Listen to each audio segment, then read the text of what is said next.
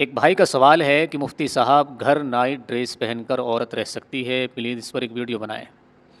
دیکھیں بات کو اچھی طرح سمجھ لیجئے۔ نائٹ ڈریس کیسی ہوتی ہے مجھے اس بارے میں کوئی تفصیلات مجھے معلوم نہیں ہے۔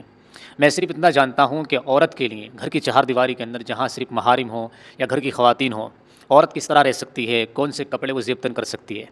ایک تو یہ ہے کہ عورت کے لیے غیر محارم سے، غیر مردوں سے پورے ہی بدن کا پردہ کرنا ضروری ہوتا ہے۔ اس میں چہرہ بھی شامل ہے، اس میں ہاتھ کی ہتھیلیاں بھی شامل ہیں، پیر بھی شامل ہیں، یعنی پورے کا پورا سر سے لے کر پیر تک اس میں جو ہے پردہ کرنا ضروری ہوتا ہے۔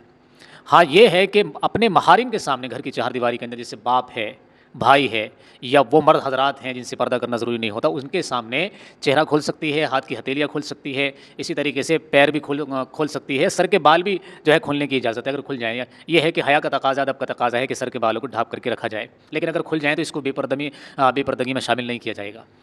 اب آتے ہیں لباس پر۔ لباس کیسا ہونا چاہیے؟ لباس کے بارے میں اچھی طرح سمجھ لیجیے۔ تو عورت کو گھر کے اندر ایسا لباس زیبتن کرنا چاہیے جو اس کو گھر کے کام کاج کرنے میں سہولت فراہم کرے، یعنی کام کاج کرنے میں کوئی دقت اور پریشانی نہ ہو، اور اسی طریقے سے ڈھیلے ڈھالے ہوں، چست نہ ہوں۔ بعض عورتیں کیا کرتی ہیں گھر کے اندر بھائی بہن کے سامنے بھی جو ہے اس طرح کے لباس پہنتی ہیں کہ جسم کی جسامت اور اعضاء کی بناوٹ ظاہر ہو رہی ہوتی ہے، یعنی پردہ کر کے بھی وہ جو ہے بے پردگی ہی ہے ایک طرح سے۔ تو عورت کا لباس گھر کے اندر بھی بھائی بہن کے سامنے بھی ایسا ہونا چاہیے کہ ڈھیلا ڈھالا ہو اور اتنے باریک کپڑے نہ ہو جس میں جو ہے جسم کی کہہ لیجیے بناوٹ نظر آئے یا جسم نظر آئے۔ تو ڈھیلے ڈھالے ہوں، چاہے نائٹ ڈریس ہو یا دن کی ڈریس ہو، اس سے کوئی لینا دینا نہیں، اسلام ان چیزوں کی کوئی قید نہیں لگاتا۔